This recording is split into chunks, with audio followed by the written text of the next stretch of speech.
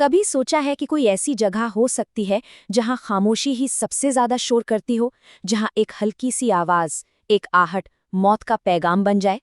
आज हम भैरवपुर के उसी साये की कहानी में उतर रहे हैं और इस गूंज के पीछे छिपे रहस्य को समझने की कोशिश करेंगे।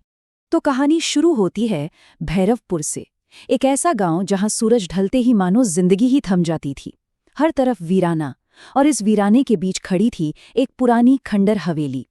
कहते हैं उसकी टूटी खिड़कियों से जब हवा गुजरती थी तो एक अजीब डरावनी धुन बनती थी। लोगों का तो मानना था कि उस हवेली के पास जाना मतलब सीधे मौत को दावत देना। लेकिन सवाल ये है कि क्या वो गलियां सच में सुनसान थीं? या उस खामोशी के पर्दे के पीछे कुछ ऐसा था जिसे देखने की हिम्मत किसी में नहीं थी? और इसी सवाल से पर्दा उठता है भैरवपुर के उस गहरे राज पर, जिसे वहां के लोग जानते थे आहट के नाम से।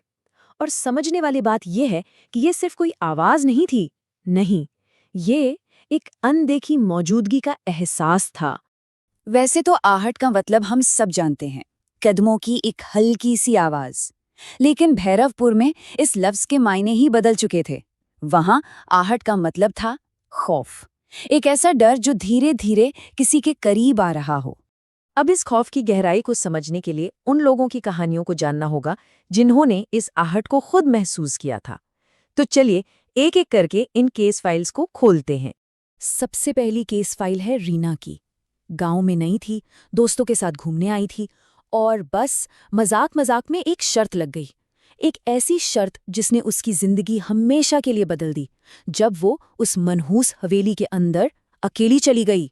हवेली के अंदर अंधेरे में बस उसकी टॉर्च की कांपती हुई रोशनी थी, और उसी रोशनी में उसने देखा कि दीवार पर उसकी परछाई के ठीक बगल में एक और साया हिल रहा था। और तभी वो आवाज, वही आहट। रीना वहां से भागी, जान बचाकर भागी। लेकिन सबसे डरावनी बात तो ये थी कि वो आहट हवेली में पीछे नहीं छूटी, वो उसके साथ उसके घर तक आ चुकी थी। अच्छा, अगला किस्सा है रघु का। गांव का ही नाई था। एक रात देर से अपनी दुकान बंद करके घर लौट रहा था। जब उसे लगा कि कोई है, कोई उसके पीछे पीछे चल रहा है, उसने हिम्मत करके पीछे मुड़कर देखा तो गली एकदम खाली। लेकिन वो आहट, वो अब और पास थी। और फिर अचानक एक धुंधला सा सफेद साया जैसे हवा में तैरता हुआ ठीक उसके सामने आ गया। उस रात के बाद रघु कभी पहले जैसा नहीं हो पाया। उसने अपना दिमागी संतुलन खो दिया था। बस एक ही बात बोलता रहता था, आहट आ रही है, मुझे लेने आ रही है। तो अब तक हमने उन लोगों की बात की जो शायद इन चीजों में मानते थे। लेकिन अब आते हैं अनिरुद्ध पर। गांव का स्कूल मास्टर, पढ़ा लिखा, प्रैक्टिकल इंसान। भूत प्रेत ये सब उसके लिए बस मन का वहम था। पर फिर एक रात जब वो हवेली के पास से गुजर रहा था, उसे भी वही आवाज सुनाई दी। भारी कदमों की आवाज ठीक उसके पीछे। उसने पलट कर देखा, सड़क बिल्कुल खाली, लेकिन आवाज एकदम साफ थी। और तभी जैसे कोई बर्फीली हवा का झोंका हो, किसी ने उसके कान में धीरे से कहा, तू बच नहीं पाएगा। बस उस एक पल में अनिरुद्ध का सारा विज्ञान, सारा लॉजिक उस डर के सामने बेकार हो गया।